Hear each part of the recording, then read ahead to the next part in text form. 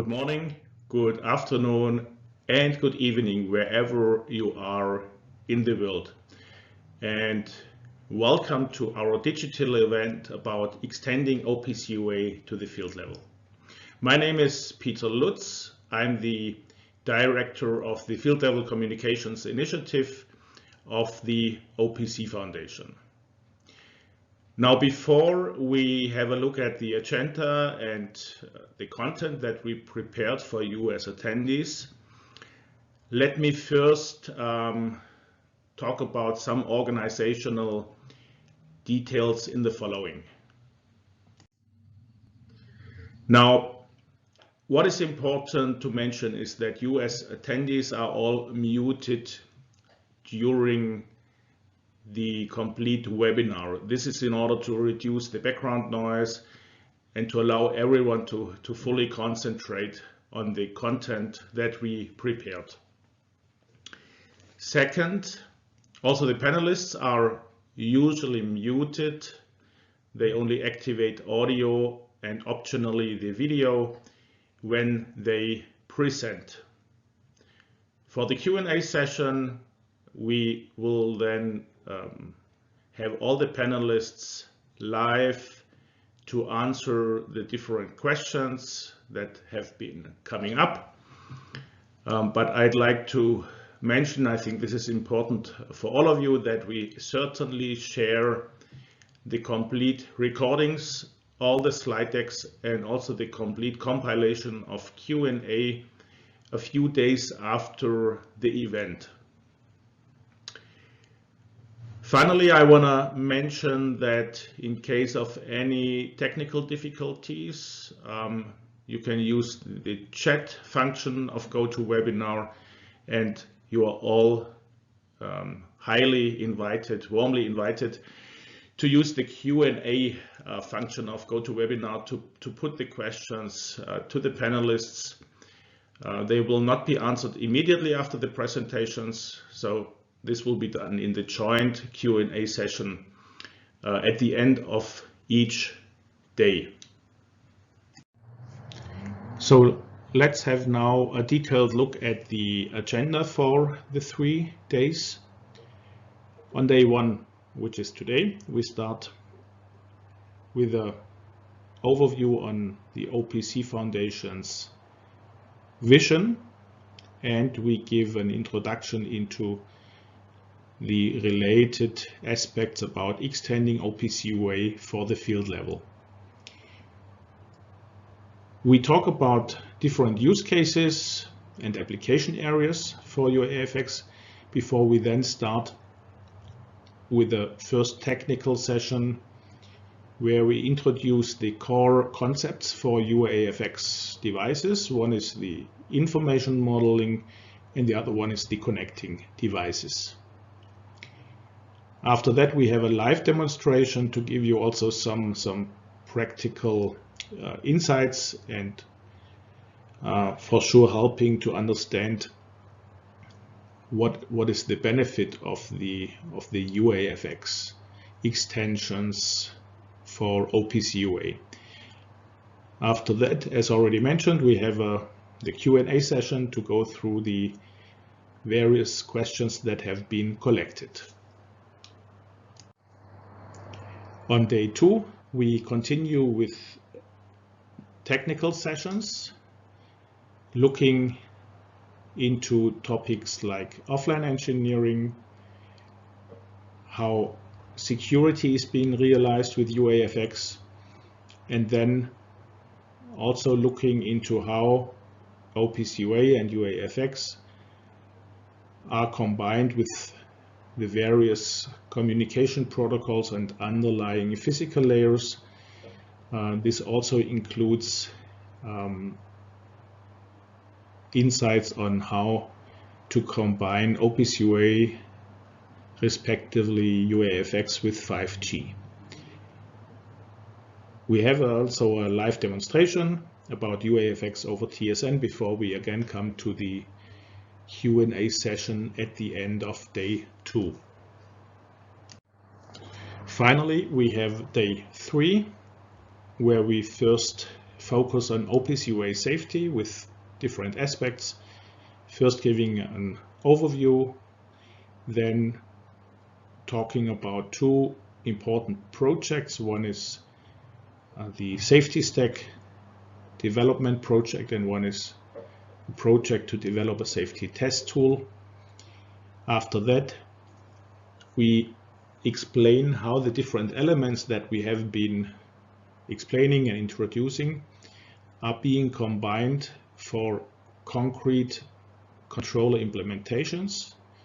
This is what we name UAFX profiles, and we have a look how companion specifications can be combined with these UAFX profiles. We present the concept for testing and certification before we have a look what are the next steps, how is the project continuing with the next project phase, which is focusing on controller to device. Again, we have the 1 hour plus minus Q&A session at the end of day 3. Okay, so with that, I'd now like to hand over to Stefan Hoppe, President and Executive Director of the OPC Foundation, who will talk about the overall vision and mission of the OPC Foundation. Stefan, it's your turn.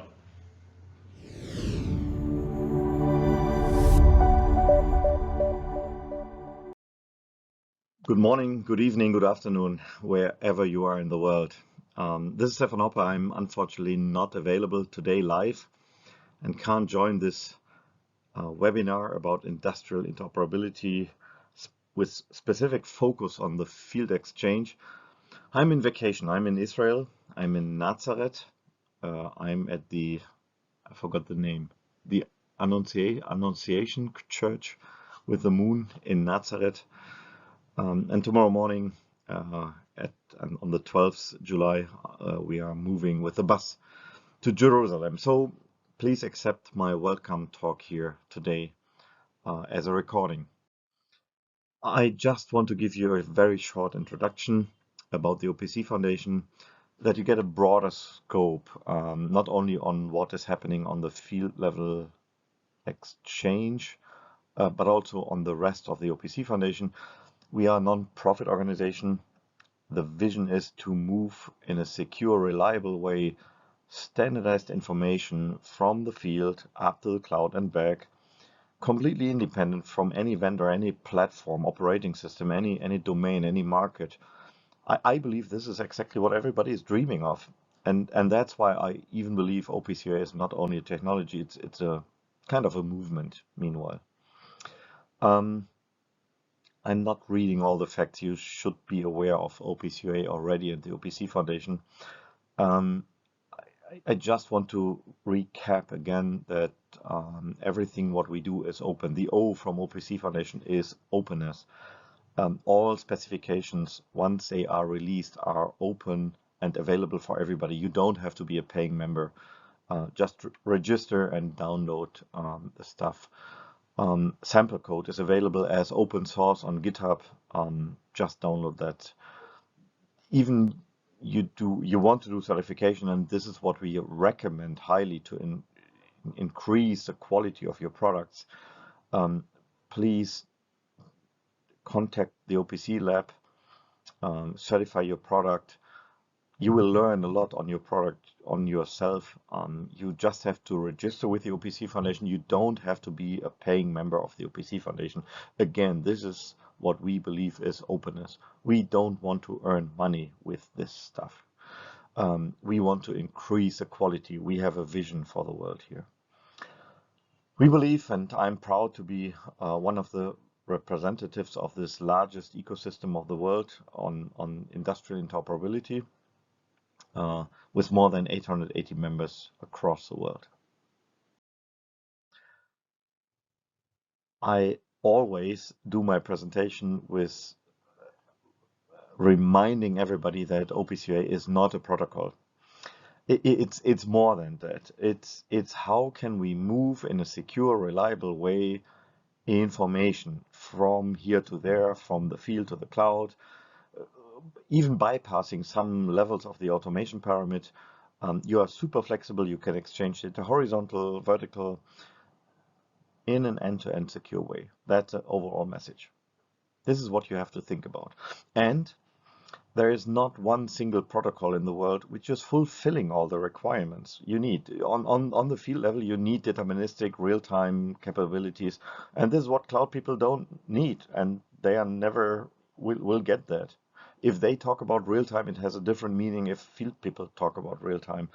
And field bus systems don't fulfill what cloud protocols provide. So OPC UA is not a protocol, it's more than that. It is how to exchange, I'm repeating that, how to exchange standardized information across different protocols, including TCP, UDP, MQTT. We love MQTT, Ethernet API, single pair Ethernet, 5G, TSN, which are all enablers for us to grow into new markets. So as we, the OPC Foundation, are experts on how to exchange information in a secure way, others, our partners, are the experts on how to standardize the information, or let's agree on information in a semantic way. Is a new Jaguar the new car, or is a Jaguar the animal, right?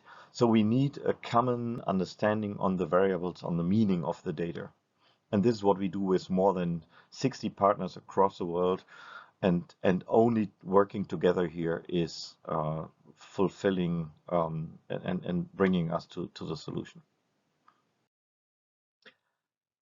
I also want to remind everybody, OPC UA is not just for the last mile. It is not just the last mile to the physical asset, what you can touch with your hand, the PLC, the RFID reader, the robot, whatever.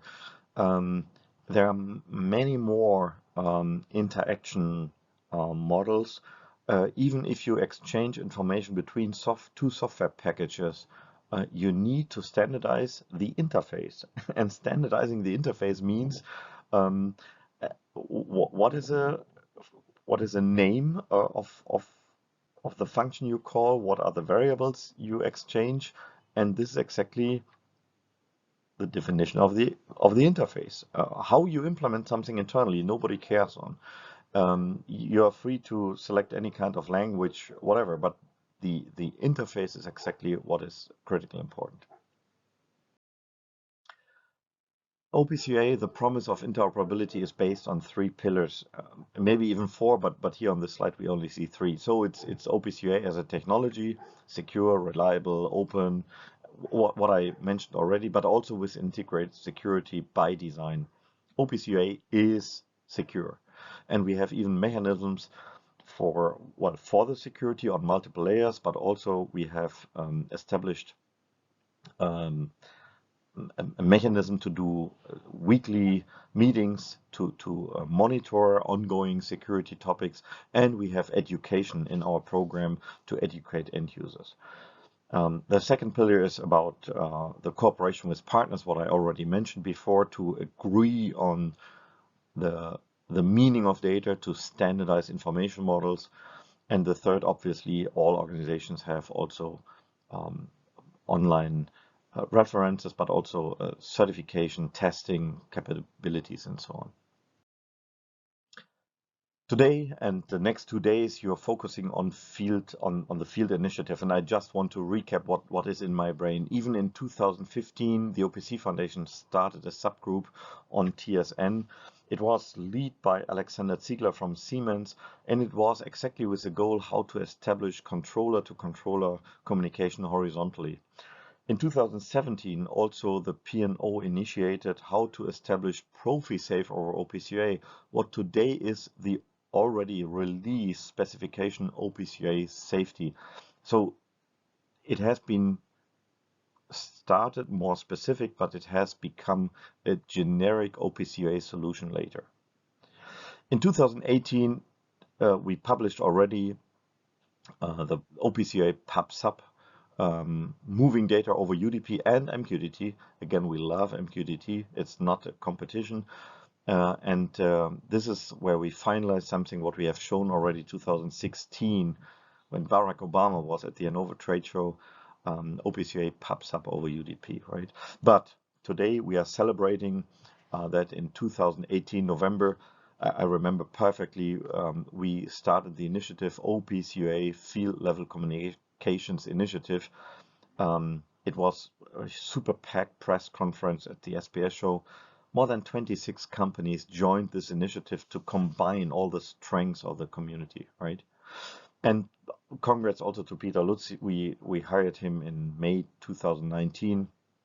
He became his business cards at the Hannover trade show in April, and he has been nominated as a director for the Field Level Communications Initiative.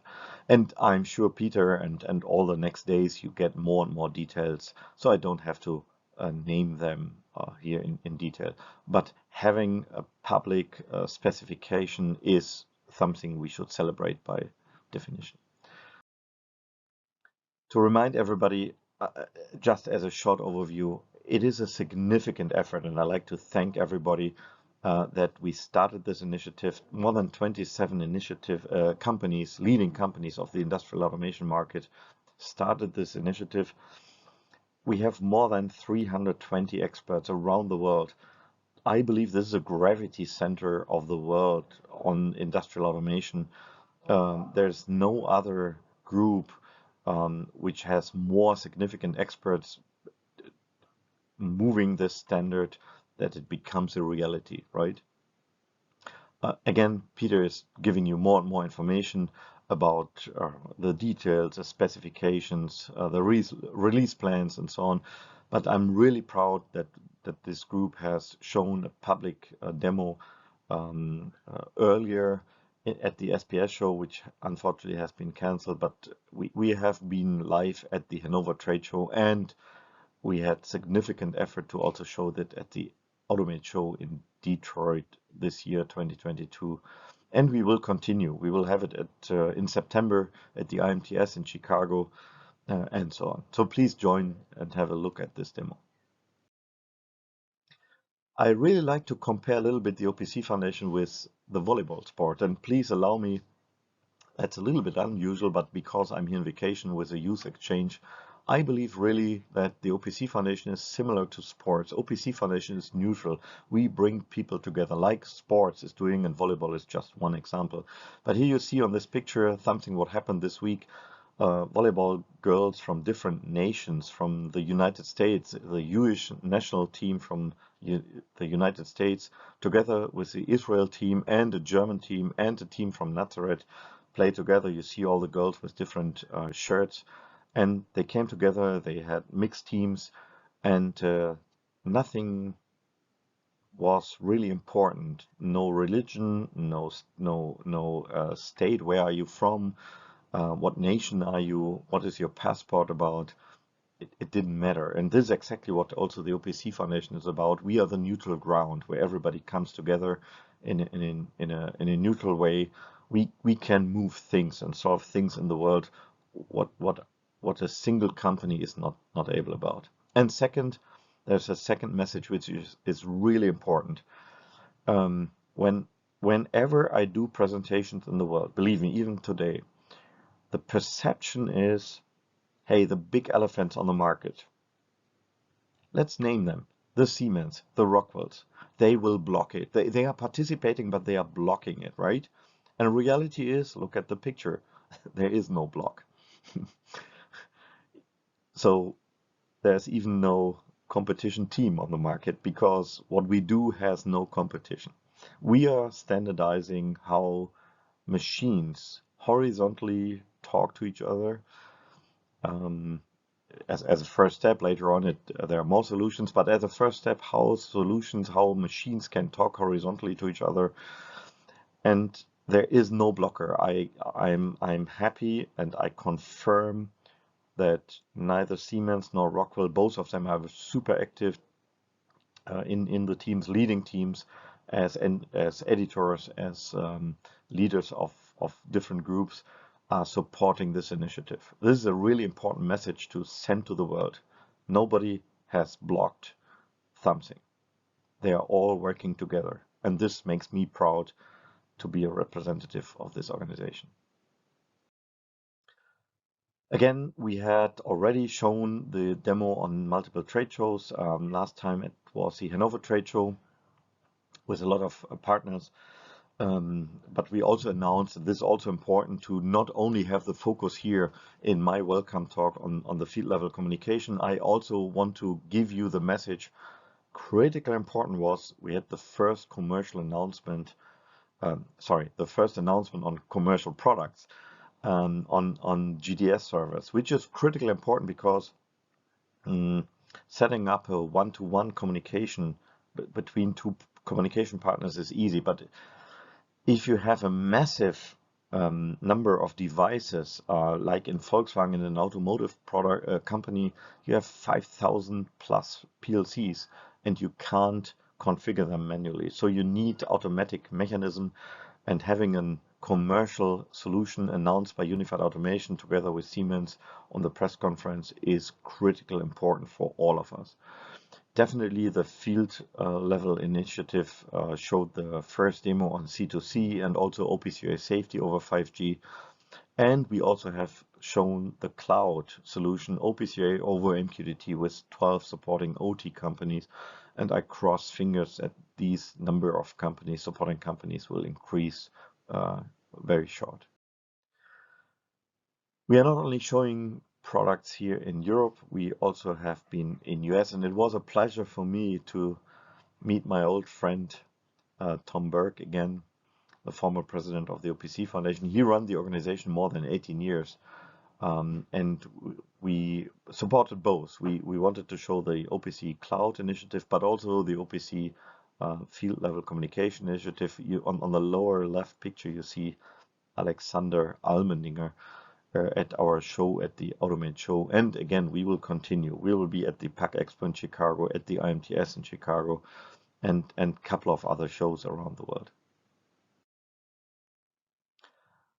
I'm aware that today and the next days, the focus is on field, but I just want to take the opportunity to make everybody aware we are doing more. It's not just field. We are scaling to cloud, and this picture, what you see, is really what I'm personally really proud on. It took me just half a year to work on this, but having a commitment from the world's largest cloud companies, AWS, Google Cloud, IBM, Microsoft Azure, Siemens MindSphere, SAP, as you see all of their logos, to have the commitment to be listed on this slide.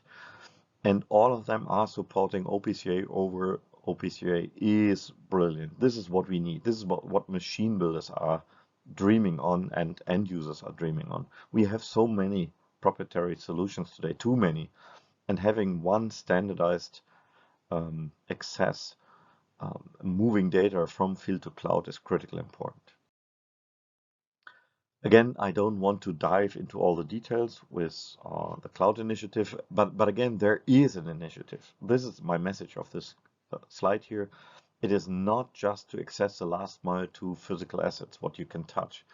So we have a cloud library. It's the world's largest repository of information models, where you see standardized information models where domain experts agreed on how to describe a robot. It has been done by the robot experts, how to describe an injection molding machine, an RFID reader, and so on and so on. And this is about 70 plus information models. This is really important what we need. You can free of charge browse them. You can upload your own scenarios and solutions. But we also standardized how to exchange data between different cloud systems, cloud federation. End users don't want to have 20 supplier clouds connected directly to their product plan. They want to first, normally, they want to first move data into their own end user manufacturing cloud, and then allow how many people and how many other suppliers are allowed to also participate in digital information. And yes, also how to move data from the asset to the edge to the cloud is a key, and there are so many. Well, just using MQTT is not enough. It is just a pipe. It's not defining the semantics. It's not defining the binding, the protocol binding. So MQTT is not enough. We filled the gap. OPC UA over MQTT is exactly the solutions. And again, be part of this solution. To summarize the cloud initiative, the cloud library has been released in 2021. The Cloud Federation has started in the same year. We had the major support from all the 6 cloud companies in February 2022. And we already have a plugfest for the assets supporting OPC UA over MQTT, and I like to name them. It's Beckhoff, it's KUKA, Matricon, OPC Labs, Phoenix Contact, Pils, Process OPC, Siemens, Trump, Microsoft, Mettler Toledo, and Unified Automation, and everybody earned to be named here. If you want to be part of this or to have a longer list, please contact Alexander Allmendinger. I'm not talking a lot on our partners here to standardize information. Again, this is the focus on the field level communication, but I just want to mention we, the OPC Foundation, are not able to solve all the challenges of the world. We need partners, and this is why we partner with a lot of other domain experts to standardize the semantic. They have the knowledge about what is a robot and what are the variables. We don't have that. And this is what we are proud on, to cooperate with these huge number of partners. It's a teamwork. If you want to learn more and get a full list of all the semantic information models, please go to our website. You see the link here. There are more than 60. My feeling is even more than 70 right now, and be part of it. Please cooperate. Please join. Contact me. Be part of the team. And if something is missing, please also send me an email. Contact me, so we can start a new initiative. This is what I would appreciate. One more important message I like to send out here. Because we love to cooperate, we also already contacted a lot of other standardization bodies, standardization organizations, because we believe the old way of business, where only the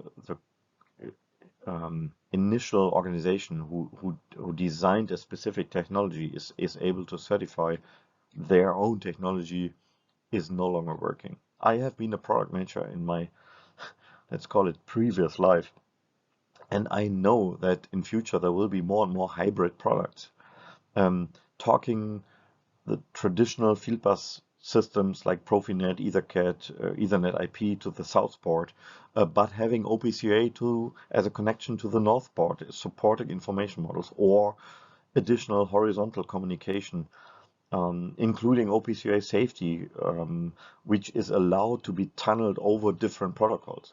So we will have a lot of more hybrid products in the world, and this means you want to send your product to one specific vendor, and not one specific vendor, one specific organization, and you expect that this organization is able to do a lot of more certification, not only for them.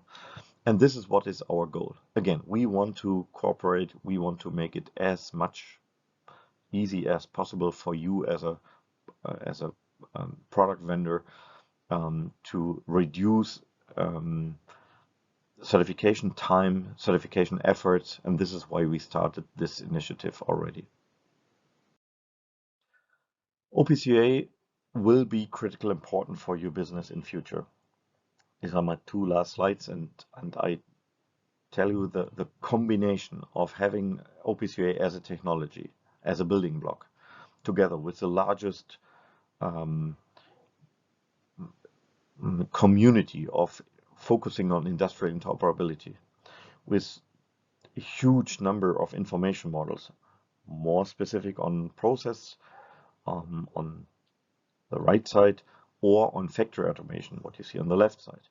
And together with the enabling technologies like Ethernet APL for the process industry, which is fantastic, which is allowing, it's an enabler that OPC UA grows from edge down to the field level, but also like other technologies, TSN, where this is an enabler to run OPC UA in a deterministic way once everything is finalized and available.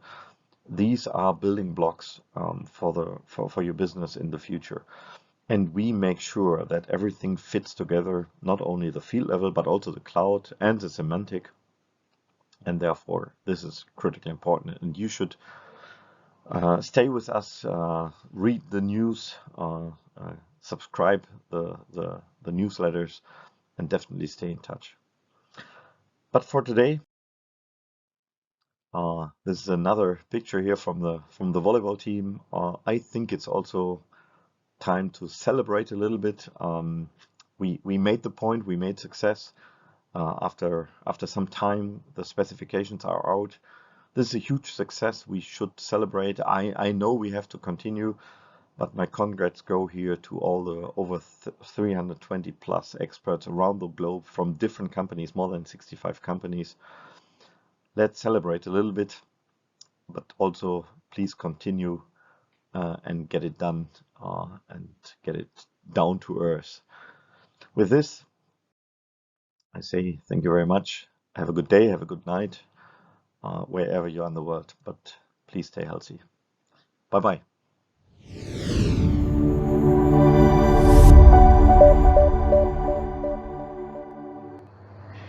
Thank you, Stefan, for the opening and the presentation. In the following, I'd like now to give you an introduction to the activities around field level communications.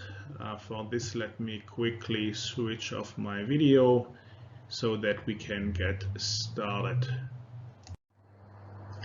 Whenever we talk about extensions to the OPC UA framework to meet the requirements of the field level, we are talking about OPC UA for field exchange. However, to avoid confusion, I want to mention that we are still using FLC, standing for Field Level Communications, as an acronym to name the initiative and the technical working groups that we have set into place that are then working on the specification enhancements and the extensions. For this we use terms such as FLC initiative or FLC working groups. Whenever we talk about the technical specifications and the concepts to meet the requirements for field level communications, we use the term FX, standing for field exchange. The longer form is OPC UA FX. The short form is UAFX.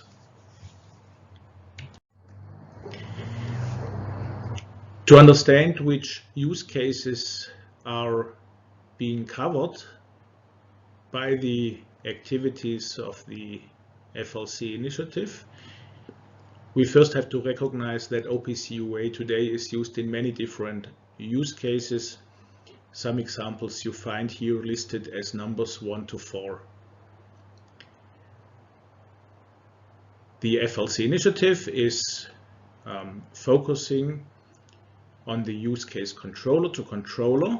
This is the horizontal connection between different types of controllers in order to exchange process data. And then it includes also the use case number 6, controller to device, which is covering as well device to device communications. In order to meet these use cases, extensions or enhancements are needed to support functional safety, to support determinism, and then also to cover the different application areas or application domains, such as remote IOs, field instruments, or motion control. I'd also like to mention that wireless integration, even we list this as a separate use case, number 7. It's actually part of our technical work to ensure that all the concepts not only work over wired connections, but also over wireless communication standards. Because of the different use cases we find in the field level, we have elaborated a more abstract, what we call interaction model that you see here. So FLC mainly deals with the lower part here, controller to controller, controller to device, as well as device to device. But I want to emphasize that because everything is built on OPC UA, all the connectivity includes the vertical connectivity, so bringing up information from controllers up to any kind of compute functions, and the same also for devices delivering information up to compute functions. Compute function means it's a gateway, it's a software application, and it can even be a cloud-based implementation. Now, talking quickly about the organizational aspects. First of all, just a few words about the FLC initiative. It was started back in November 2018. The steering committee of the initiative consists of 27 companies, among them all the leading automation companies as well as technology providers. The technical work is carried out openly in technical working groups where all OPC Foundation members can participate. So far we had more than 320 technical experts from more than 65 member companies contributing to the elaboration of concepts and specifications. The decision by the steering committee was first to focus on the controller to controller use case. This is what we named the specification version 1, and then extend this to meet also the requirements for controller to device and device to device in the next step.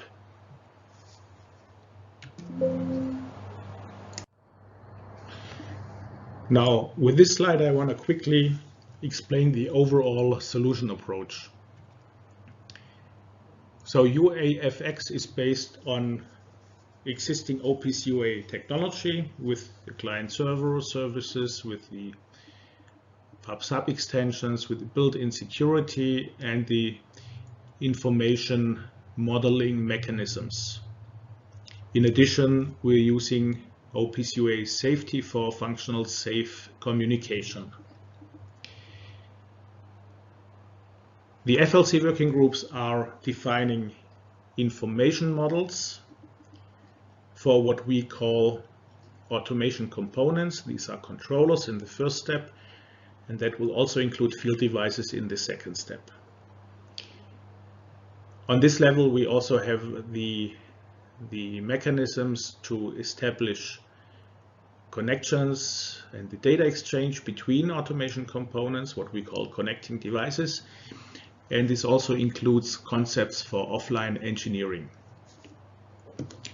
On top of these base concepts, we then have the specific models for the various device types.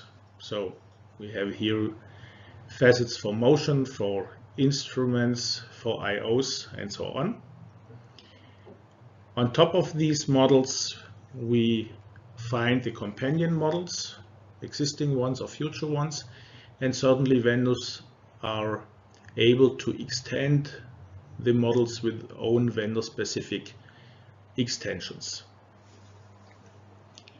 When we look at the lower layers, we find then the specific mappings to underlying protocols and physical layers. This is use case specific. So there are mappings, for example, over UDP/IP, There are mappings to direct layer 2 or MQTT if it comes to cloud connectivity.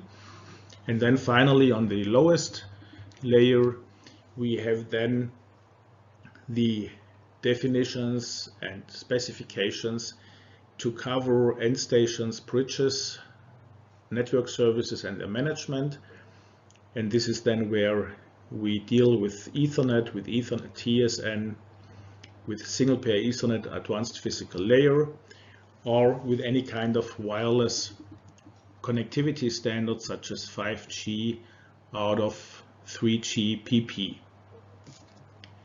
Now you see here that whatever is, let's say, below the companion models, so the blue and the yellow or orange boxes, these are OPC UA core specifications, and in orange color you find the elements that UAFX is adding to the framework to meet the requirements of the field level. In the following, I want to highlight key technologies that are relevant for bringing OPC UA to the field. I want to start with the Ethernet Advanced Physical Layer, APL. With this technology, we are able to bring Ethernet into the field, also in the process industry, even in hazardous areas where we have then two-wire Ethernet that is connecting to the different field devices. And by bringing Ethernet down to this field level, it, so to say, opens the path also to bring OPC UA into the various field devices. This is why OPC Foundation has joined the Ethernet APL initiative together with other non-profit organizations. Another key technology is Ethernet TSN, TSN standing for time-sensitive networking. The importance of TSN is related to two aspects. One aspect is that TSN allows to use standard Ethernet hardware and components to support deterministic transport. And second, TSN is important to support so-called converged networks. This is where we have networks where different IT and OT protocols share a common network infrastructure. And this is highly relevant for driving the harmonization and the convergence with regard to industrial communication. The intention of the OPC Foundation is not to reinvent the wheel, but instead identify areas for potential collaborations, for potential synergies. This is why we have set up different cooperations with other non-profit organizations or standardization organizations. One to mention here is the cooperation with PI, Profibus Profinet International, to develop a safety solution for OPC UA. This is what we name OPC UA Safety, and where we hear further details on day 3. We then have established a cooperation with the ODVA and Salcos International to develop a motion solution for OPC. This work is in progress. It is so far not relevant for the controller-to-controller use case that we have focused on so far, but this will have then impact on our next project phase, where we target on the controller-to-device use case. Finally, I want to mention the cooperation and the liaison we have with the 5G ACIA, which is about integrating 5G into the OPC UA framework. We also recently launched a collaboration with another 4 standardization organization. You see the logos and the names listed here. And this is about developing jointly a single conformance test plan for the IEC IEEE 6802 profile. This is important because we want to ensure that we use a TSN network in a way that we have a friendly coexistence of protocols. We are not having different variations of TSN networks, which would be not acceptable to the market. Now talking a little bit about the current status of the OPC UA FX specifications. You see here the 5 front pages, the cover pages of parts 80 to 84. The focus is, as I mentioned before, on the controller to controller.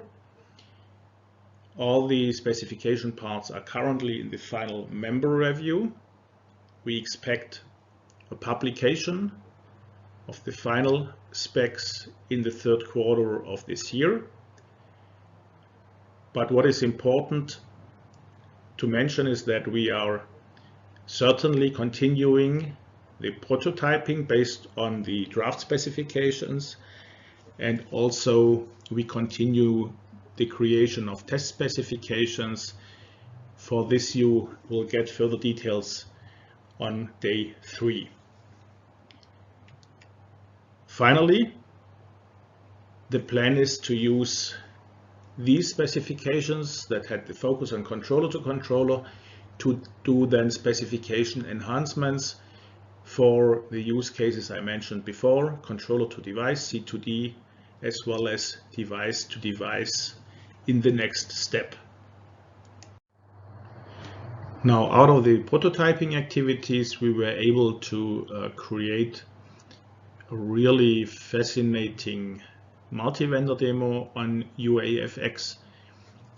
I'm not telling more at this point in time, as we have a dedicated demonstration later today. All right, I want to spend the remaining time to talk a little bit about the overall migration path with OPC UA. This is in order to understand the overall picture about the roadmap and the different steps that we have agreed on in order to bring OPC UA successfully into the field. Now, first of all, you see here the traditional structure, having controllers that talk OPC UA up for all the various use cases like monitoring, diagnosis, history, and data access. However, the controllers have specific field buses or real-time Ethernet protocols they use in order to connect to the different field devices. Now, today we already have an additional connectivity with OPC UA, the so-called second channel, like for example defined by Namur, the NOAA channel. This is bringing OPC UA down to the field devices, however, not for controlling these field devices or exchanging direct process data, but using this second channel for monitoring and diagnosis. And this is then an independent connection, independent from the specific field bus that is being supported by the controllers. Now, this is let's say, state of the art. Now, with the extensions we do in a first step for controller to controller, we are now establishing OPC UA for the horizontal connectivity. And in this case, we are using OPC UA with the extensions, as you have heard, named UAFX, for control functions.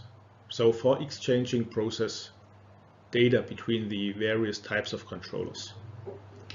And this is also, let's say, like the second channel down to the field devices, are independent connectivity standards supported by all the major automation suppliers. So this is an important element in the further migration. But finally, and this is where you will hear more about on day 3 when we talk about further roadmap and the outlook, we then work on the use case controller to device, and with this step we are then bringing down OPC UA to the field devices, not only as a second channel, but also as a, so to say, first channel. So using OPC UA not only for monitoring and diagnosis, like we have already this today, but also for control.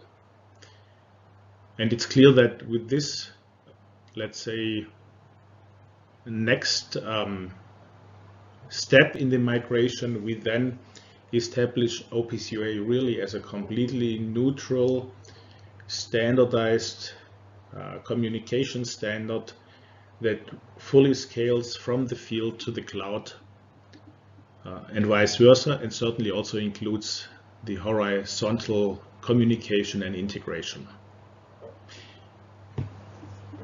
All right, so with that, I'm at the end of my introductional presentation. As I said, we hear much more technical details from our experts at a later time, but for now I'd like to thank you for your attention. Thank you very much. All right, with that I would like to hand over to our next speakers. These are Stefan Hoeme and Georg Biehler from Siemens, and they will talk about a use case or use cases for controller-to-controller communications. Georg, Stefan, the stage is yours.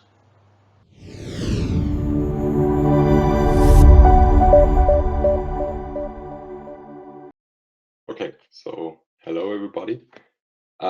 After some organizational introduction by Peter and Stefan, my colleague Georg and I want to show you a use case for controller-to-controller communication based on OPC field exchange. My name is Stefan Hoeme. I work in pre-development at Siemens Digital Industry, and I'm responsible for the prototyping activities of Siemens regarding OPC UA FX. And my name is Georg Biehler. I work in the standardization department for Siemens, and my task within OPC UA FX is being editor and chairman for connecting devices. Okay, Stefan, start with the presentation. Okay, can you see my slide? Okay, so what is our use case? In future, we have more and more machines, we have more and more flexibility, and many of our customers search for a way to do a flexible and cost-efficient integration of machines into future plants. Why do we think we should use OPC UA for this? So from our point of view, OPC UA is the world standard for semantic modeling and communication in the OT domain. And as Peter and Stefan showed, it's also accepted in the IT domain.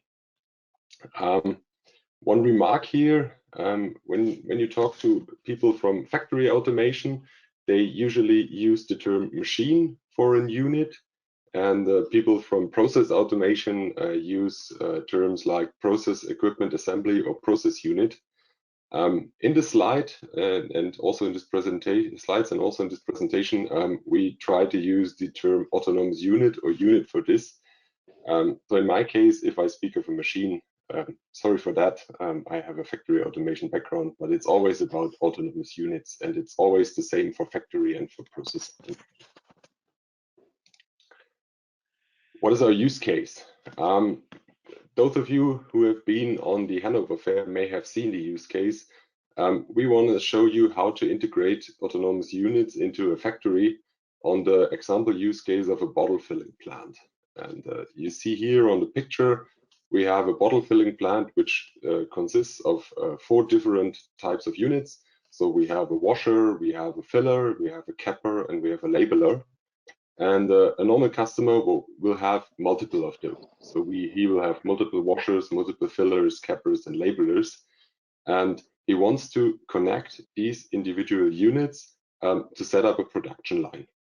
And to be efficient there, already today, we use the concept of modularization, meaning you have an individual, let's call it machine or unit, which is the washer and the filler. And typically also these individual units are provided by different vendors. So there's an OEM or machine builder who builds the best washers in the world, and another one builds fillers and cappers and labelers. And then after they have built these individual units, the plant operator buys these machines and he wants to put them together and orchestrate his production lines. And how can this be done? So what are the main challenges here? From our point of view, there are 2 aspects which have to be regarded. One is the challenges for the OEM or the machine builder. He usually sells these units not only to one end customer, but to multiple. And therefore, he wants to save effort and ideally use the same project for all the instances of his unit. So he does not want to change his the programming of his PLC for the next customer. He wants to save the effort. And the next thing, the communication of the unit with other units should not be part of the application program, because if it was this, he also would have to change it for each and every customer. So this is from our point of view, one major requirement by the OEM or machine builder. The plant owner, on the other hand, he wants to buy the machine and integrate it fast and easily into his production line. And because many plant owners don't want to be bundled to one individual vendor, they require that the communication between these units is vendor independent and interoperable, so that they are not bound to one supplier. And what is the solution from our point of view? You can imagine, we say, okay, with OPC UA Field Exchange, we have a very good solution for the challenges we have here. With OPC UA Field Exchange, each unit here, so be it a machine in the factory automation world or a process unit in the process industry, gets a well-defined semantic interface. And this interface can be connected either to other machines, so it's the horizontal communication you see over here, or it can also be connected to overlaying control systems like the line controller. So this is the interface we equip every entity with, and then we can orchestrate these units, and this can again be done with OPC UA means, so you don't have to change the technology. And you may say, okay, there are many protocols out there who can do this, where you can do horizontal communication and orchestration. But keep in mind, we are on the shop floor. And on the shop floor, we need features like safety, security, and real-time. And from our point of view, OPC UA with Field Exchange extensions is the only interoperable and vendor-independent protocol on the field level which can serve these purposes. So what are the components involved here? On the one hand, I already told you in the beginning, you have the machine builder or OEM He needs a controller or an application which is capable to serve an OPC UA FX semantic interface. And this interface is exposed typically by the application program. And for this, it does not matter which type of controller is inside the machine. So it can be a PLC by any vendor supporting OPC UAFX, or it can be an industrial PC running an app. That does not matter. The important thing is that we have this OPC UAFX capable interface, which is exposed and can be connected to other machines. And with this, I want to hand over to Georg. So what is the challenge as a plant owner? As a plant owner, as Stefan already told us, is he wants to easily integrate the machines he bought or the units he bought from different OEMs, wants to easily integrate them into his environment, and wants to easily set up a production line and to connect the machine to each other. So the plant owner is responsible to provision the units, to integrate them into his plant, into my plant environment. That means including assigning like network addresses, DNS names, assigning certificates, caring about security, caring about setting it up for the network, etc., etc. And the second thing is he has to orchestrate the connections or the communication between the units to the needs of his production. And my dream is, as a plant owner, as easy as possible. So what I do is I buy the machines from the different vendors. Like I have an OEM who provides me the washer, the second OEM provides me a capper, the third OEM provides me the filler, or actually the filler first and then the capper. And the OEMs choose to use a different controller for the machines because OEM 1 uses that black red controller for doing his washing because he likes that controller. And the third one uses the black PLC for his capper. So the OEM delivers the machine to the plant. First task of the plant owner is, or my first task is assigning network addresses, etc., etc. And then I use something called connection editor, which is here laid out as a user interface. It could also be done automatically if we talk about the shop floor. And if we talk about autonomous factory, a shop floor manager could also provide the connections in a programmed way or in a more dynamic way, in an automated way. And my dream is now to, I put the machines, the representation of the machines onto that screen. We have defined a descriptor. We talk about that tomorrow. We have a talk about that tomorrow, about the descriptor. The descriptor describes the machine, describes the semantic interfaces, as you see the little gray boxes here. And I only want to draw a line to actually configure the communication between machines. So just take the connection editor, draw the line, and that's about it. Maybe I have to define some little details on the line, like I want to adapt the publication interval or message receive timeout or whatever we have. But describing the flow of communication is as easy as drawing the line. If the machine element, if the unit interface, the semantic interface Stefan introduced to us, contains already safety elements, safety communication is included automatically.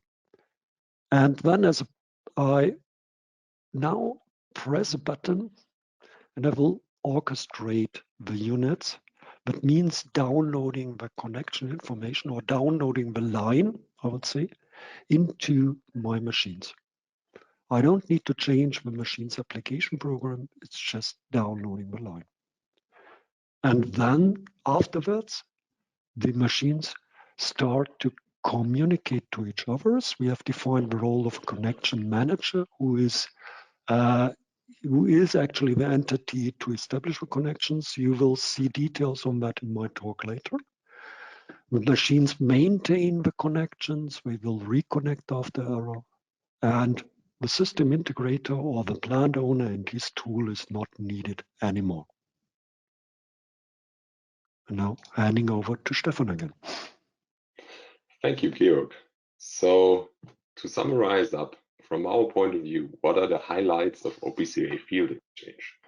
So one aspect, which was already mentioned by Stefan and by Peter, is that with OPC UA Field Exchange, we're extending OPC UA to the field to meet the requirements there, which are both fulfilled for factory automation and for process automation. And the important thing here is that we have a consistent information model. So all my data models, all my semantic is consistent from the field over the control layer, over the shop floor layer, up to the cloud. So I model my information, my data once, and afterwards I can use it everywhere. And OPC UA organizes the transport and also meets the requirements. What we try to show you is that modularization, which is a critical functionality for future modular automation systems, can easily be done by the semantic interfaces, which are defined in OPC UAFX. And OPC UAFX has a converged concept for safety, security, and real time, therefore fulfilling all the requirements we have on the shop floor. And one thing Stefan already mentioned in the beginning is OPC UA is, I would say, the base technology. And when it gets to domain-specific extensions, there is a lot of work done in the companion specifications where you have specific information models which contain all the domain knowledge, for example, for PACML, for packaging machines or something like that. And this can also be combined with OPC UA Field Exchange. And my last thing here is, I think the most important thing is the ease of use. We try to show you we have a lot of technology in here, but with the way it's defined in OPC UAFX, it should be easy to use for the end customer to support his effort in saving time and saving money. So thank you for your attention. And with this, we hand back to Peter.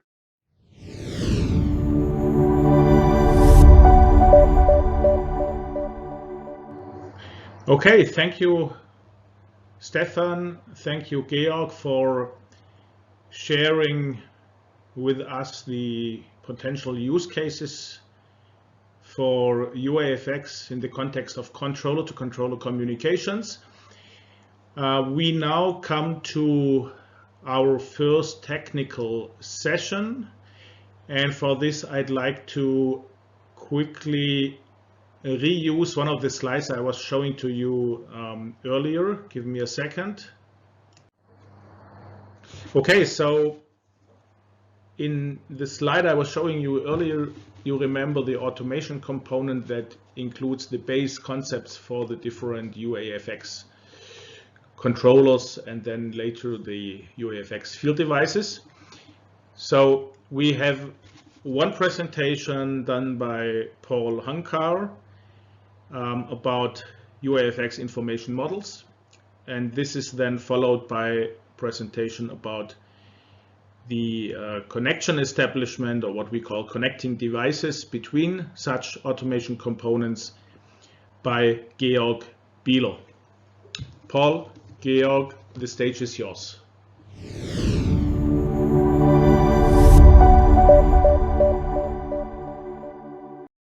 And you're hearing me okay? So let's start a little bit. First, maybe I'll give you a quick introduction to myself. I'm a consultant that works for Yokogawa primarily. I have been working in OPC and OPC UA since it started. I'm editor for a number of spec sections and other companion standards. But for FLC, what I am is chairman of the information modeling group and editor for one of the editors with Georg for part 81. So let's talk a little bit about information models. So what we have is we've built an information model for FX. It has a high-level component called an automation component that we'll talk a little bit about. And then what we did was we broke the model down into separate submodels, one for assets and one for functional entities. And we'll go through both of those models in subsequent slides. So the automation component model gives us sort of an overview of what the device is or the controller is that you have something loaded into. It provides a general health information, status information about the device. And the status is aggregated from the underlying pieces, by the way. It also FX provides certification and will require certification for FX devices. And the automation component itself provides information about its certification, so you can see details of the certification available to it. The other thing that Georg and Stefan had mentioned already is there's descriptors. Well, part of the descriptors that give your tool the knowledge of what it can do is a list of capabilities that the device has. So they're actually published in the device. So they have communications related capabilities. They have a number of other capabilities like how many functional entities you could load or maximum number of connections that this device is capable of supporting. And these are sort of information provided by the vendor or that created the automation component or created the functional entities. We'll see a little bit more on that later as we go through some more of the information model. The key point that makes the automation component so nice and easy is Georg had mentioned, you know, the one stop. I click something and I can set up connections. The connection manager, or Georg will talk about later, but it is activating things in the automation component through a single set of calls, so the established connection call. This lets me set up multiple connections to this controller in a single call and establish all the parameters I need for those connections, and even to do things such as verification of the device to ensure it's the right device, has the right functional entity, the right assets in it. And it can set up configuration information that may be needed to make sure the communications is right, you know, the right engineering units, the right settings for I'm making the right grade of gasoline in the process world, or whatever else that you're setting. So it contains all the information you need to get the system up and running. Of course, there's also a way to close connections so that when you're done, you can move to a different set of connections that you may need. Lastly, there is the descriptors that were mentioned. They're available either in files or as a link in the actual automation components so that the device would be self-describing. So when you get a controller, you can get all the information you need about the controller directly from the controller. Let's go on a little bit and talk about the asset piece of the model. So we built this model out of interfaces. We used interfaces such as the vendor nameplate and the tag nameplate and the device health out of the DI spec.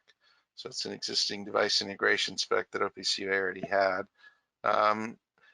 We added a set of interfaces for revision information, and also that exposes a function to allow us to validate what's in the actual asset.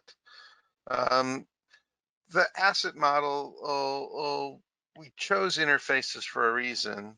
I will talk about that a lot more on Thursday, actually, on our third day, when I talk about companion specs and how to integrate things into the companion specs.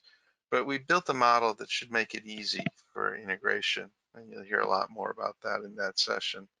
The other things we've built into the asset model is the concept of connectors. And I'll provide more details on that in subsequent slides. And then, of course, software update. is part of our model. Again, this is defined in the device integration spec, but we've wanted to include it here so that you can have a standardized way of updating the firmware or the hardware or the software rather in the controller or the PLC or whatever the device is.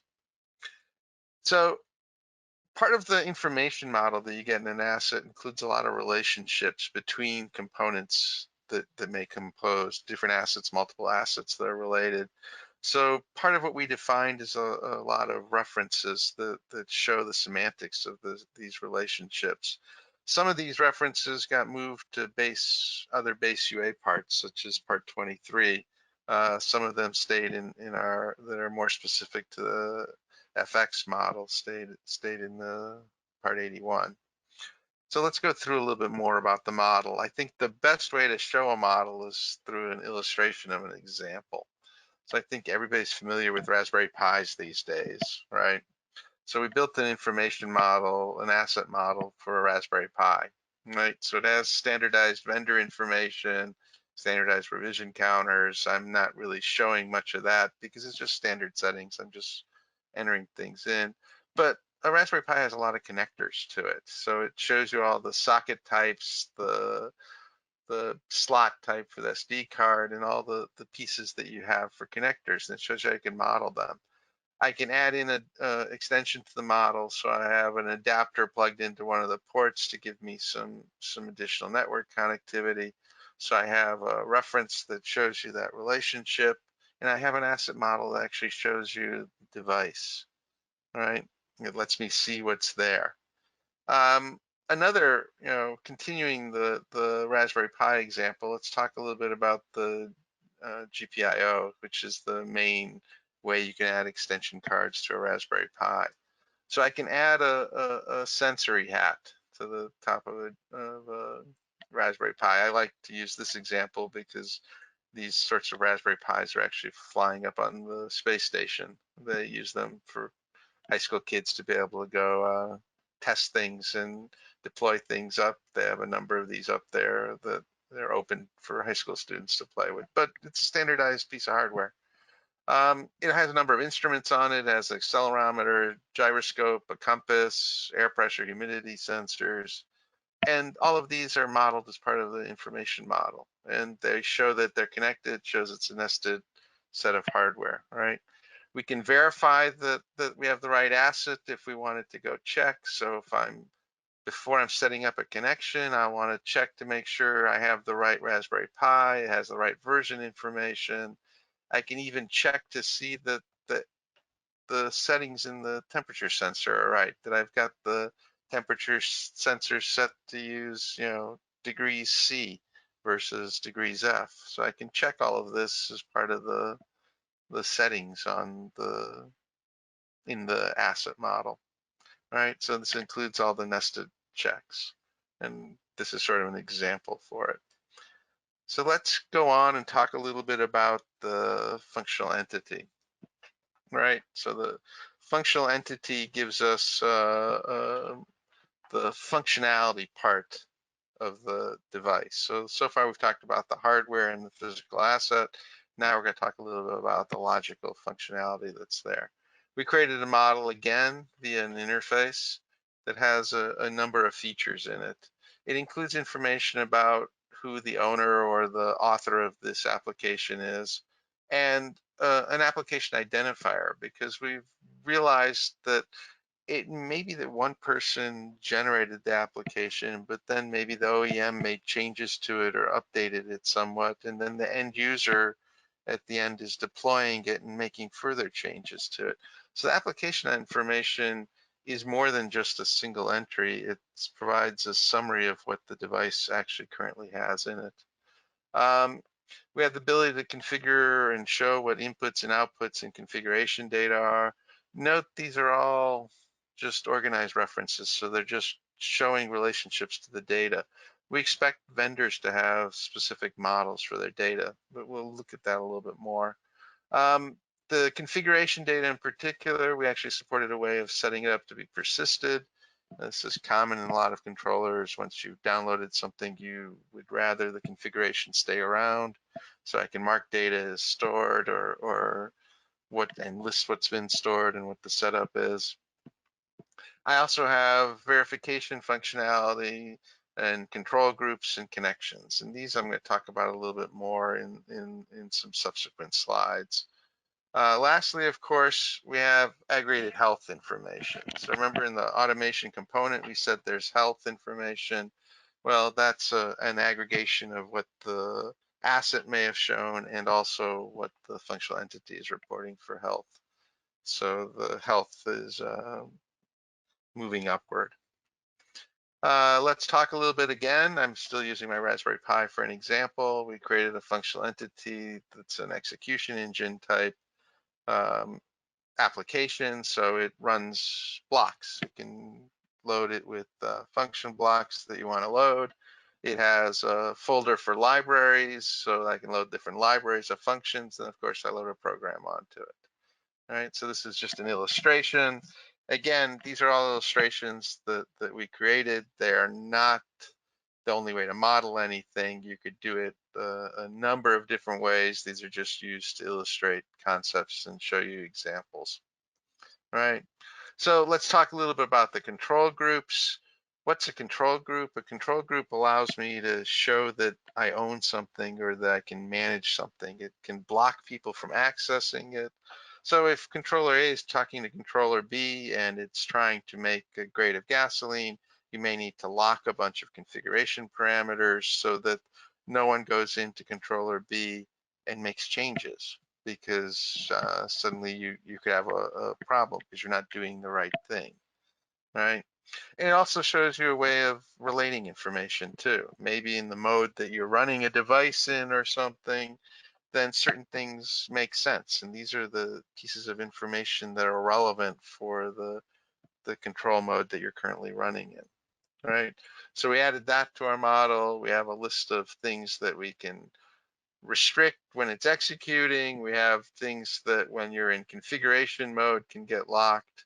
And the key thing here is that it provides a way of showing what the information is.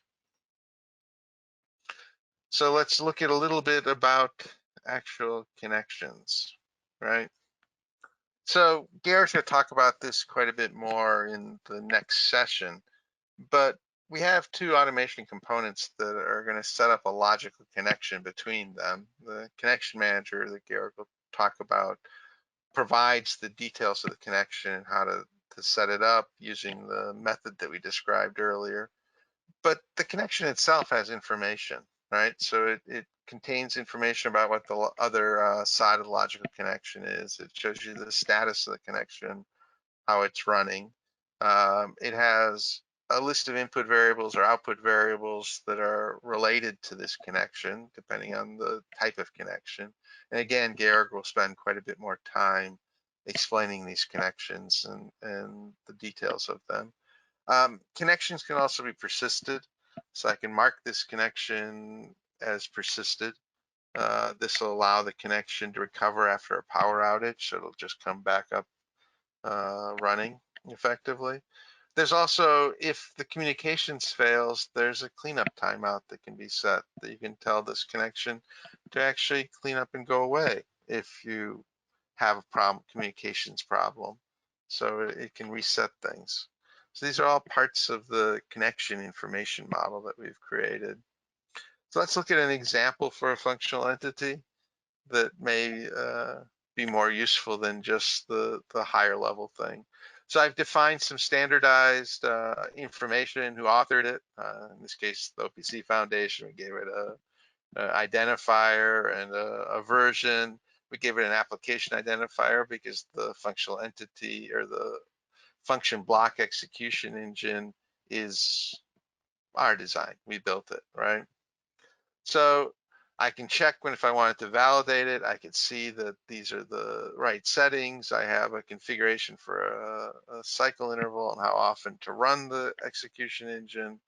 And so I can check that everything's as I expect. I can also load sense hats or load additional libraries for the sensor. So I can put a library in that provides a temperature, maybe a calculation function block library. So I can have libraries from different vendors. And note, these libraries load additional application identifiers. They are their own information stored in them too, but overall I want to show that I've been changing the function block and updating it, my execution engine. Again, I can do verification for it. I can check the libraries, check that things are loaded, check that I actually have the right function block library loaded. I can go through and load programs. That's the next big piece here. So I can actually put a program in that is taking temperature and humidity, doing a calculation, displaying it on the LED block to show me what the overall, how comfortable the weather is today. Is it too hot, too humid? All of these load more application identifiers and show you a sort of complete execution engine, right? So let me talk a little bit about the last piece that we sort of glossed over at the top is the descriptors. Descriptors have pretty much, or can have, all of the information that's in a functional entity in it. There can be more than one descriptor associated with the automation component. So I can have a descriptor that came with the original device. I can extend it to have another descriptor or that shows the libraries. They can come in their own descriptor, or they can be added into the single descriptor. Both are allowed, both are capable.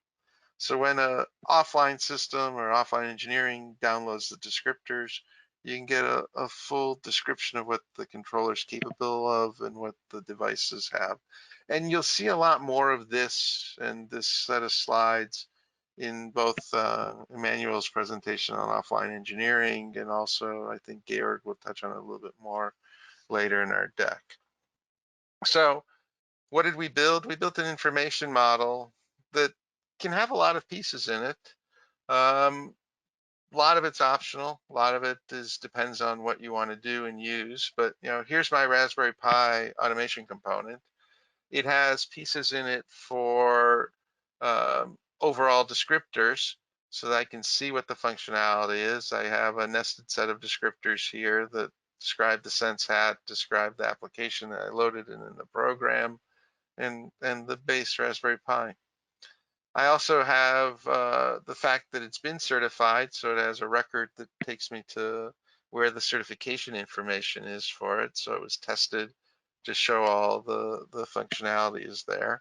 It has a list of capabilities that I have in the publisher and general capabilities. And note, there's also capabilities can be further specified in each of the functional entities if their particular functionality may restrict the capabilities further. So maybe I don't have the same publisher capabilities. The overall device can go down to 100 microsecond or range through 3-second cycle times, but maybe for my particular application, I don't need anything that low. So, it starts at 100 milliseconds and runs through 1 second. And those are the restricted capabilities the functional entity may have. So there's a list of capabilities that I have, and pretty much now we're done with a full-fledged model. Hopefully this was interesting. Hopefully it covered things. Thank you very much. I look forward to answering your questions. And I believe at this point, Georg's up.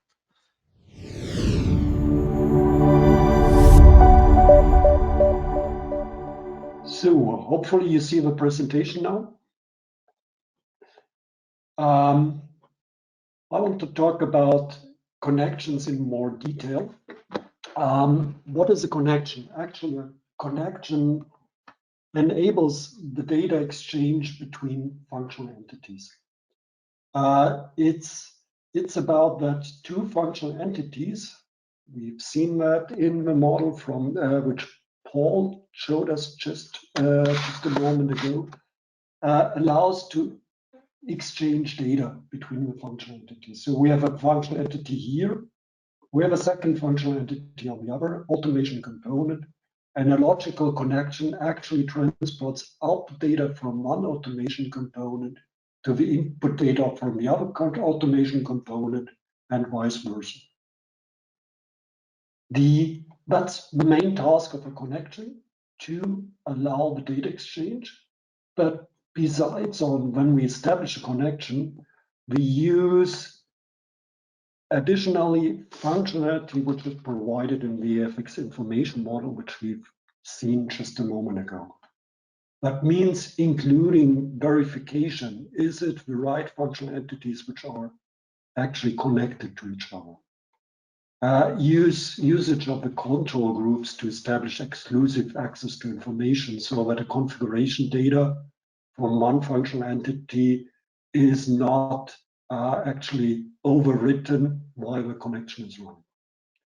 Including setting of the configuration data, so when the connection is established, configuration data is set. For example, the measurement unit of the temperature or whatever. And last but not least, to enable the data exchange, we need to establish a communication model for the data exchange. So for the first version, which is coming out in just 2 months or something like that, Peter Lutz talked about that. We supply a mapping onto OPC UA PubSub. We will supply with a later version a mapping also to client server.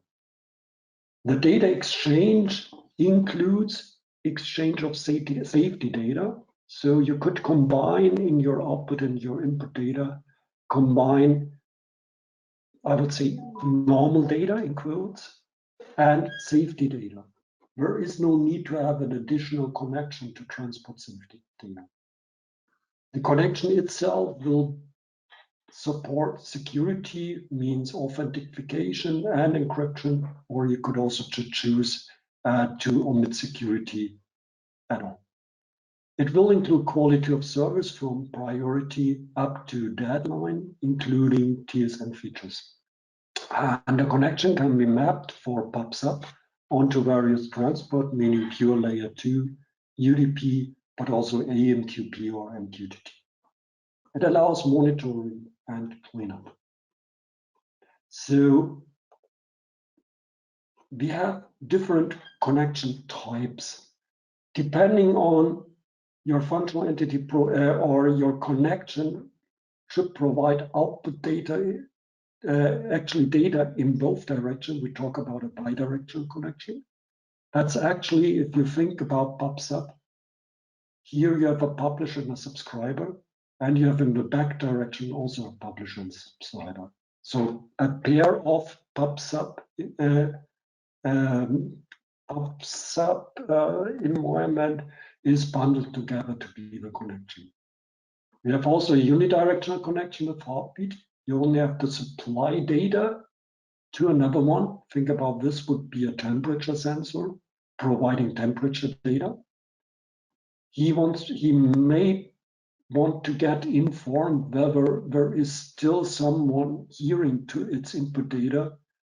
So he gets back a heartbeat. That means just I'm still there sign from his connection partner, meaning to actually to supply back an information whether he could stop publishing. We have also a unidirectional connection. We have a pure publisher or a pure subscriber. What are the connection types? How are connection configured? Paul already introduced the idea of the descriptor, actually defining the information model, the FX information model, and additional information like safety information model, etc., etc. All is packed into an offline representation, which is called descriptor. And the descriptor describes actually controller A. So we have an engineer A who is setting up his controller with a functional entity, with assets, with his user program, etc., etc. He clicks on a button inside his engineering tool and exports that descriptor, which is actually containing the semantic interface of that functional entity, for example.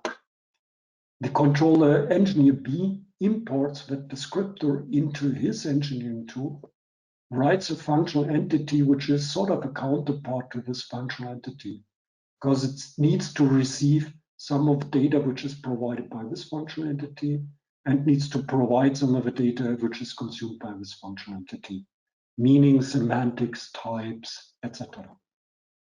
He writes his user program, and he also can set up connections inside his controller. So here we have a connection established, which is able to actually transport data between the two functional entities. To ease the task, and Stefan and I provided the talk which we had a while back today, to provide the ability of adapting that connections at run before they are established. For example, to set up by a system integrator to set up address information of controller A for a specific plant, for example, with the ability that a system integrator modifies the connection information inside that controller that produced by the engineering tool to some extent, for example, addresses, for example, security information, etc. And last but not least, the connection manager will establish the connection. So he has the information about the connection and will establish the connection between the functional entities. And this is done as follows. We have a connection manager. We have inside the connection manager connection configuration sets, which describe one or multiple connections between two or more automation components. Think about the green connection configuration set describes a connection between automation component 1 and automation component 2. So the connection manager will start to establish the connections by using that interface that Paul showed us in his talk, the method interface called establish connections. That means the connection manager calls that method to establish the connection endpoint on the functional entity here, and calls the method here on the other automation component to establish the connection endpoint here. And we could also have local connections, which will also be done in a later release, not provided today. A connection manager could be integrated into a device participating in a connection, like this one here. It could also be integrated, it could also be on an external server. That means we have a connection manager, a standalone connection manager, which connects automation component 3 and automation component 4. And also in the same connection configuration set, there could be additional connection, for example, which connects automation component 4 and automation component 2. So we have the role of the connection manager is actually in a way that it is totally independent of a role of automation component 1 and automation component 2. So the connection manager here could, for example, connect to I/O devices with each other. The connection manager here could connect a controller with a device, or could connect two controllers. So the role of a connection manager is not, as we have today in FIFA systems, typically the controller. It could be also an external entity.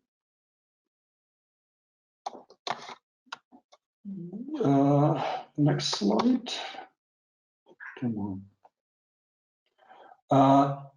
After we established the connection by the connection manager, and how it is done will be shown on the next slide. It results, for example, if we use PubSub as a communication model, it will result in first establishing a connection endpoint, which is actually representing the part of the connection on this function entity. And we have a second connection endpoint. The connection endpoint sort of points to the other side by having a reference, by having an information like related endpoint. It will have a status. We see that on the next slide.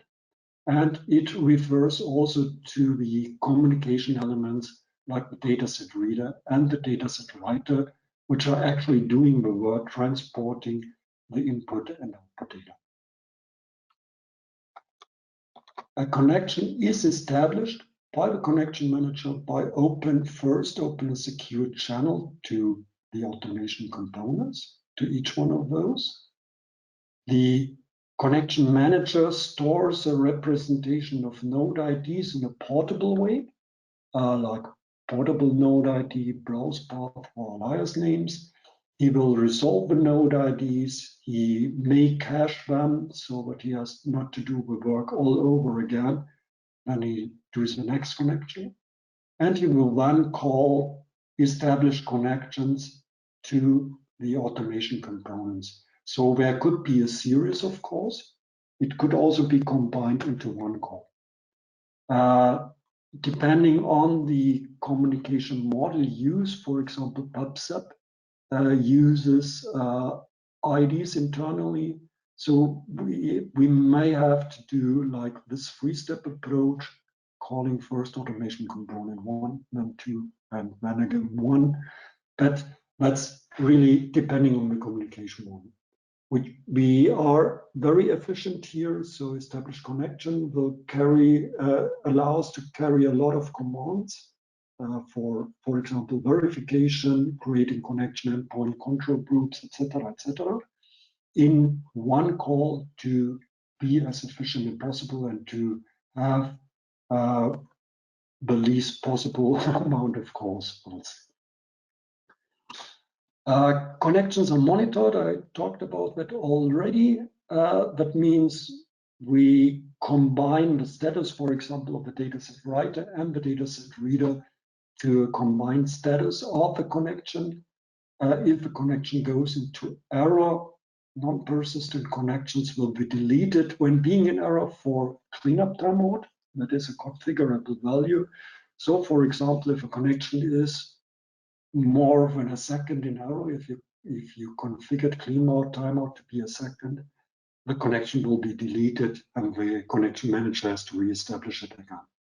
And also, Paul said we have persistent connections. Persistent connections will stay around even if we are in error and will be automatically restored after a power cycle.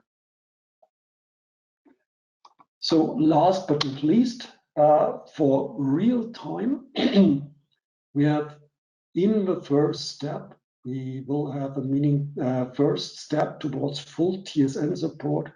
In the first step, we will support that a controller injects network messages with priority. That is also part, the quality of service priority, also part which is delivered with our connection setup or connection configuration.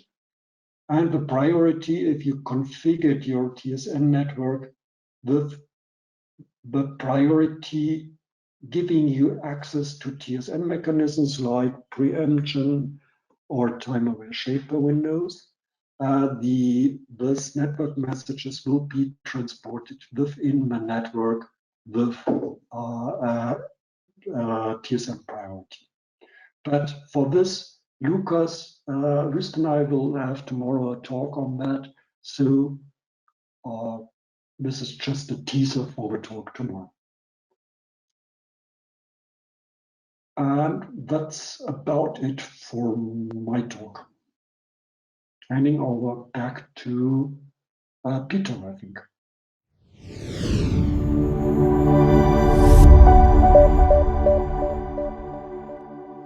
Okay, with that, we are now coming to the live demonstration of our UAFX controller-to-controller multi-vendor demo. And we are presenting this to you jointly. That means we have Alexander, Georg, Stefan, and Matthias taking over some parts of the following demonstration.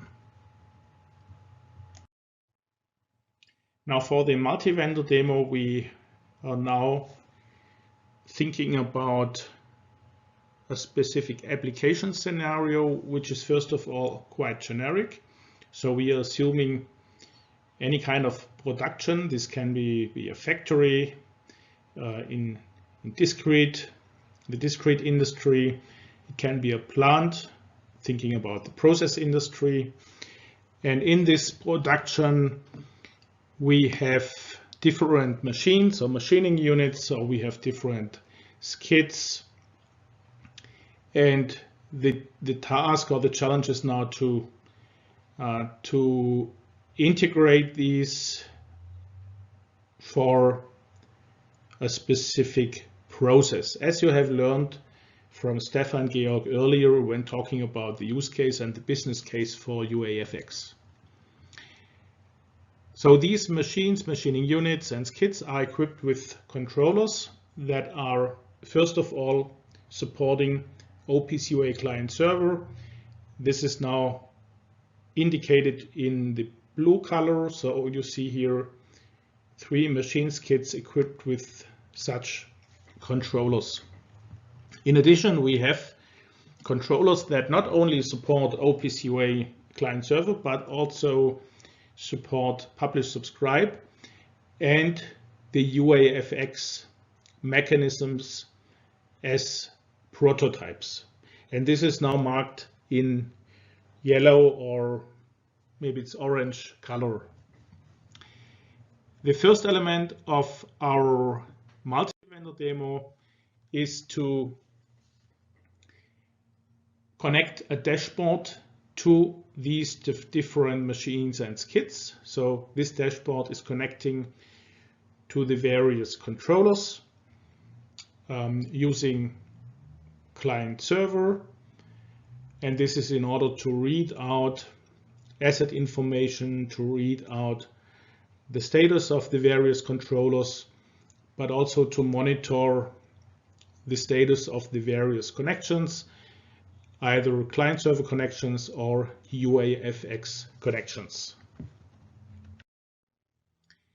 In addition, and this is now a key point in the demonstration, we are demonstrating the new possibilities, the new mechanisms that UAFX is providing. And this is now setting up UAFX connections between those controllers that already support the UAFX mechanisms. The asset model, the base information model, but also the UAFX connections based on PubSub. And you see here that we connected here 4 machines equipped with controllers. And now these 4 machines are connected over UAFX connections in order to exchange process data or production related information. And you see here only machines being connected because we were concentrating on a reference application out of the discrete manufacturing, which is a bottling line, as you will see in a second.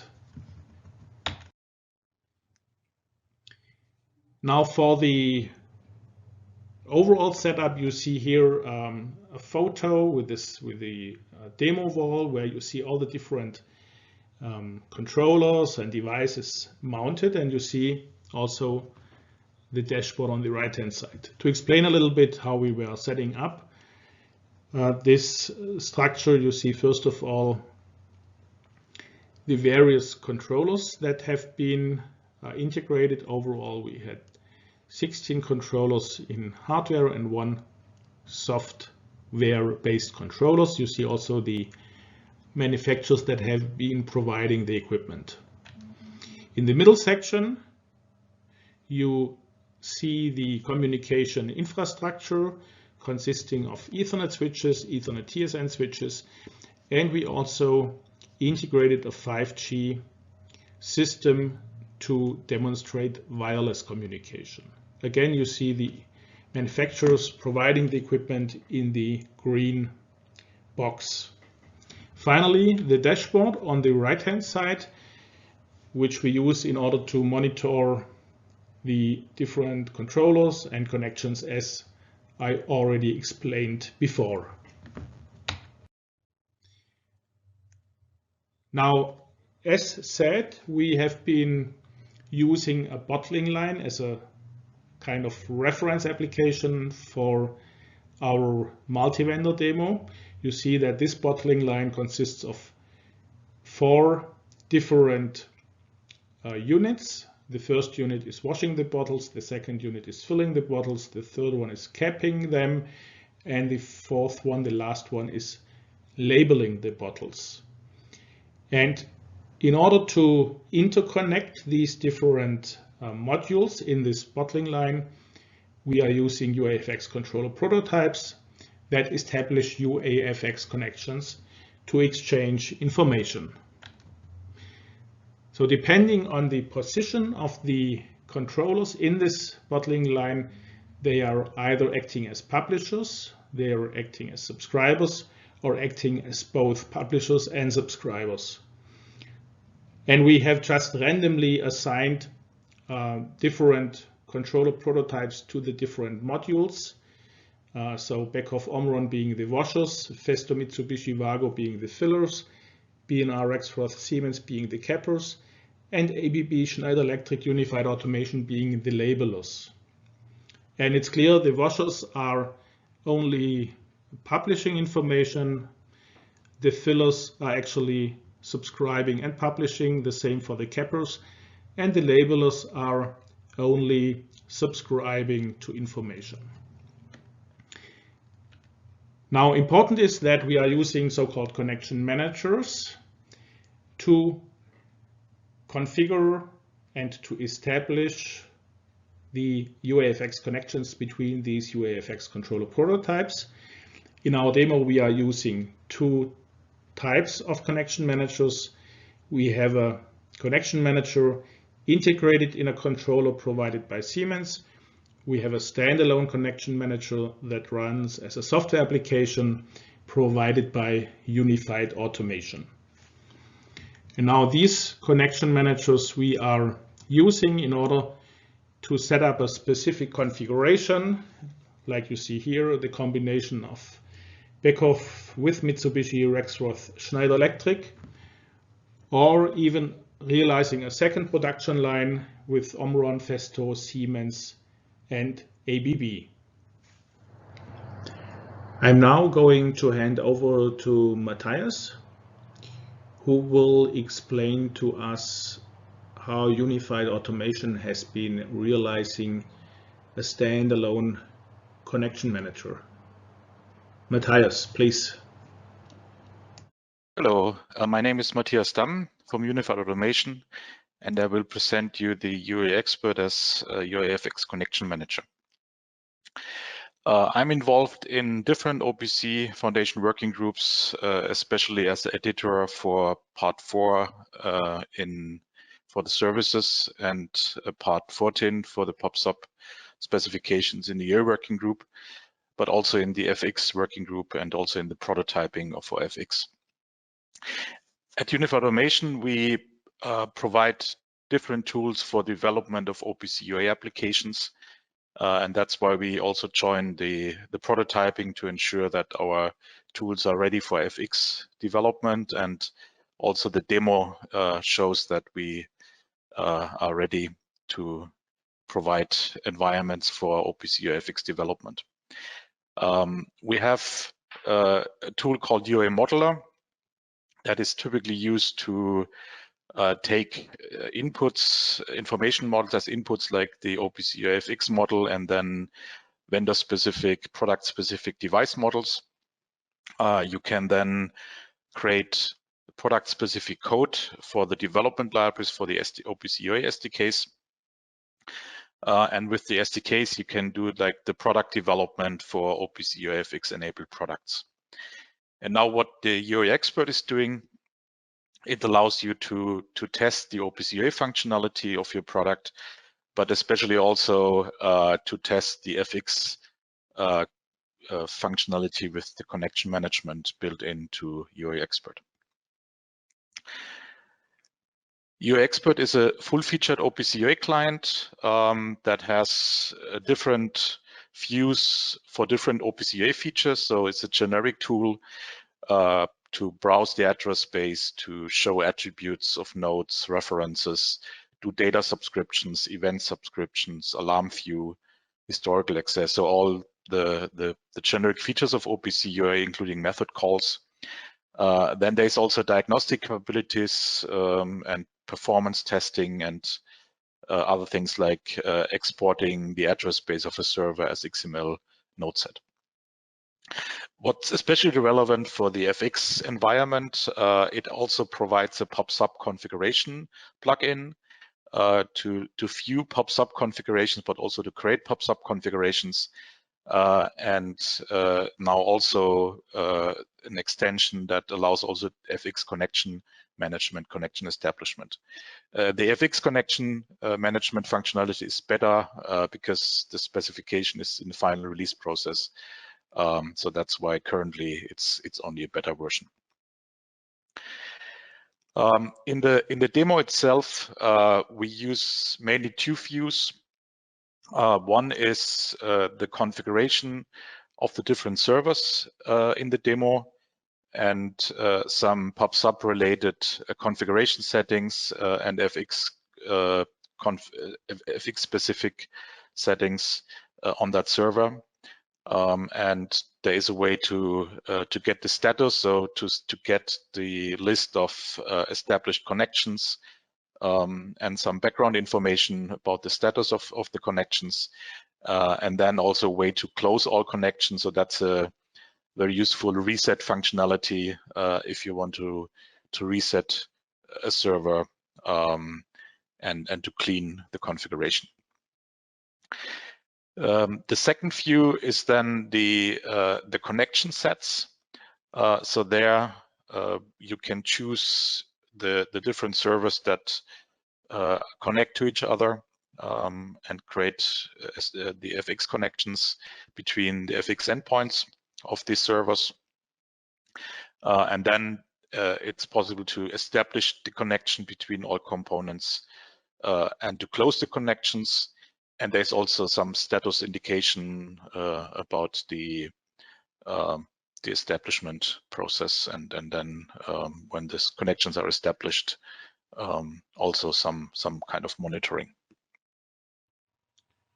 All right, Matthias, thank you very much for explaining to us how the connection manager has been integrated into the UA expert.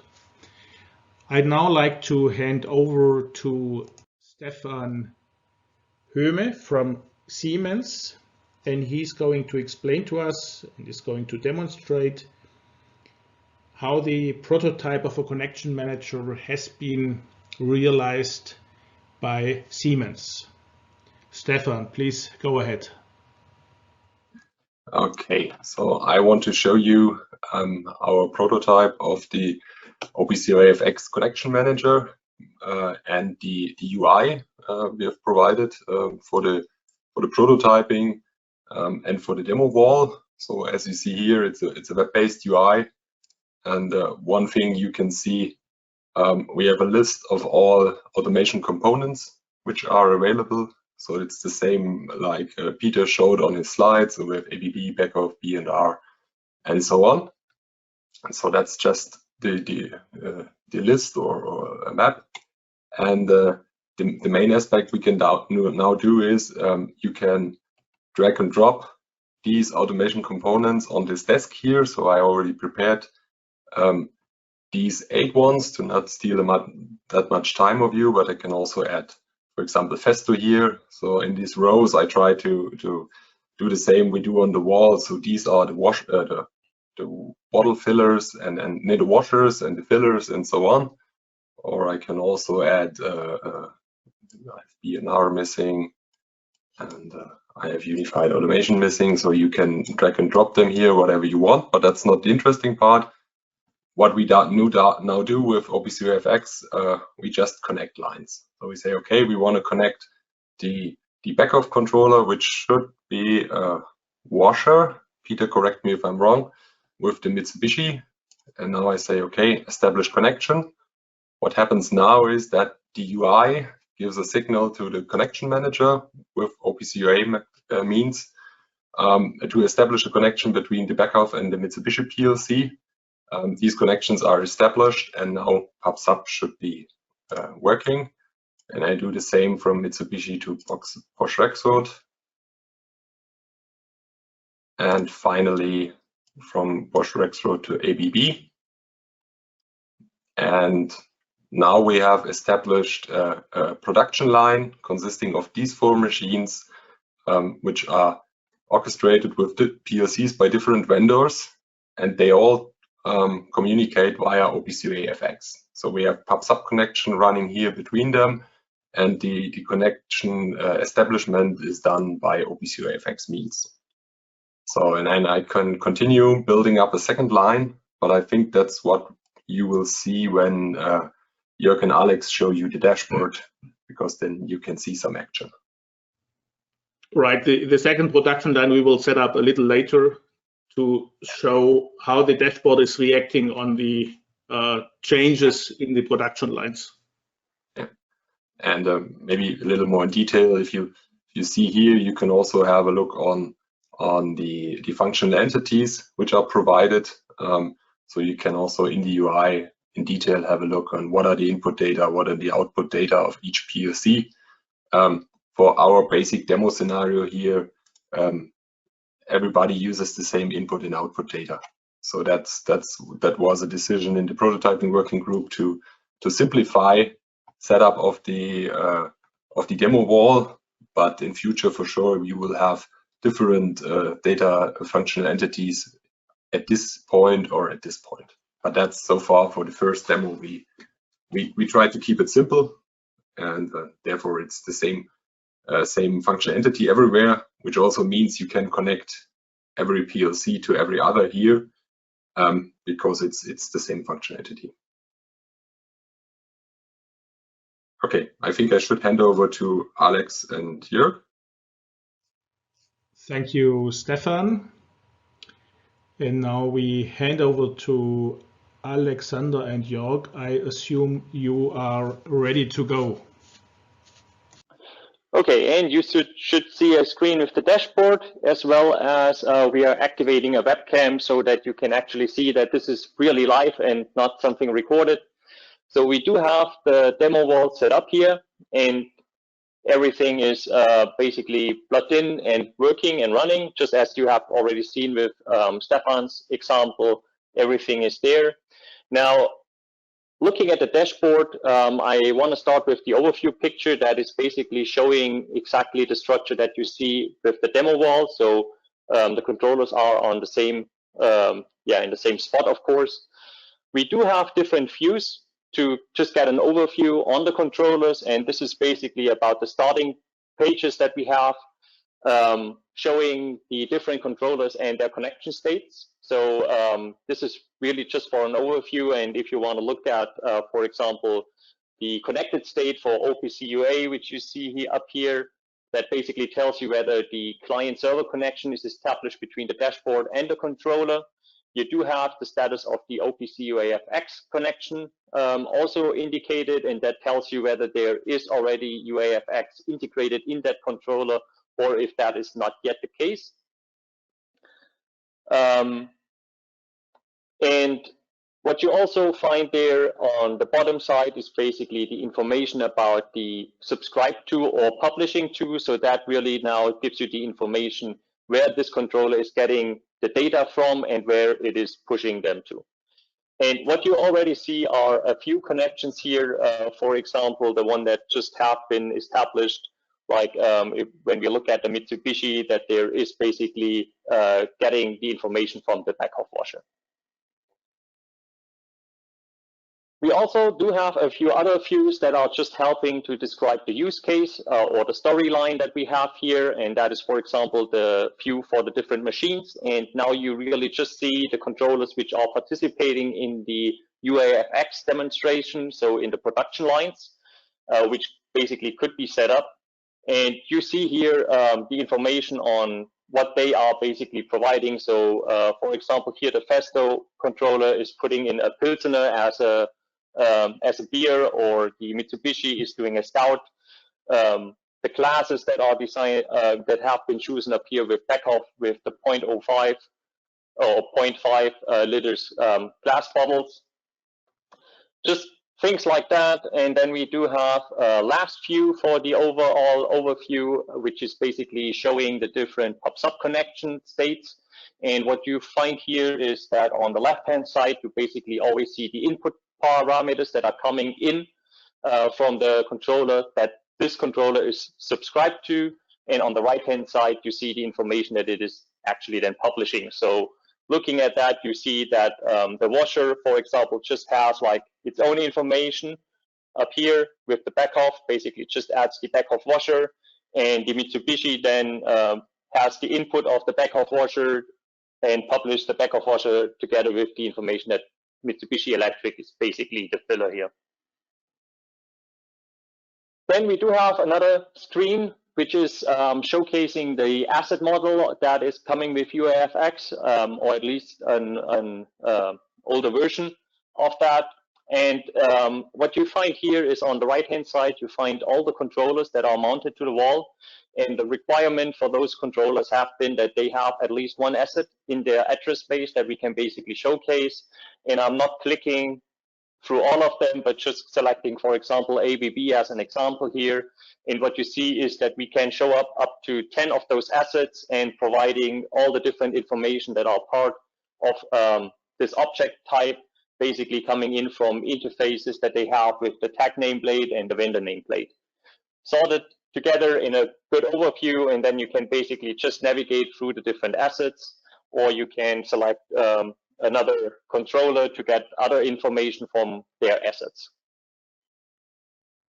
Now, with that, we do have the last picture from the storyline, and that is now really the production lines that we already have set up. And you see that on the top row, you basically have like video showcasing what those stations are actually doing, just to get a better storytelling, to make it easier for visitors to understand that. Then you see we do have the production line set up. You do have the option to basically change the speed of the production line, so you can increase or decrease that by the slider here.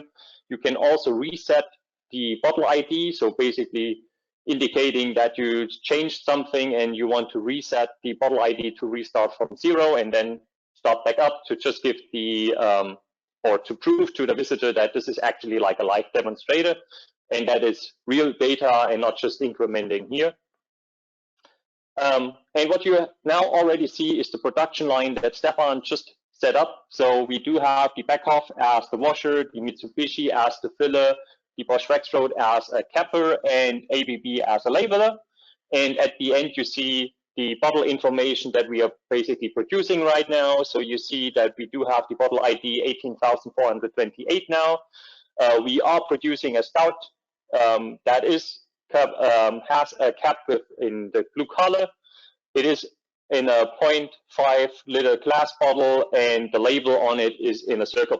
So at the end, you basically have everything that we have configured in the beginning. And now to showcase that everything is is live here. So if Stefan now could just establish the second connection or the second production line, then at the end, once everything has been established, what we will see is that the second production line is basically showing up down here. And the reason why we are limited to 2 production lines is just by the number of controllers we have. So the only chance, because of the limited number of controllers, we can only have 2 working production lines, and that is what we have here now. So I've set up a new line with Omron, Vago, Siemens, and Schneider. Perfect. And as you see, they are already displayed. So And we could also now go back to the controller screen and basically see the new connections there established as well, but that is just better for the overview. Okay. And what we can also do is we can not only establish connection, we can also close them. Let's try this, Stefan. Yep. And it's gone. Take some time. Yes, then. All right. So thanks, Alex. Thanks, Stefan and Joerg in the background. Okay, so thanks to all the contributors, Matthias, Stefan, Alex, and Joerg. And I want just to add one important information, also that you are not confused. You see here a photo of the second demo wall that we have been creating recently. You see here the number 2. So this second multi-vendor demo was shown for the first time at the Hanover trade show a few weeks ago. We have a little bit different combination of controllers and network infrastructure components. So for completeness, you see here all the contributing companies.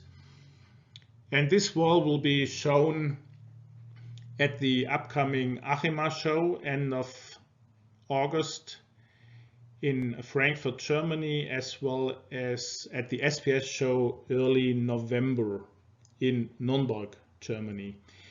The first wall that we have been using for the live demonstration, this demo will be shown at different North American shows. So we have been showing this at the Automate show in Detroit, and we will show this wall also at the IMTS show, as well as the PAC Expo show in Chicago. With that, I think we can conclude this demonstration and then come to the Q&A session. Thank you.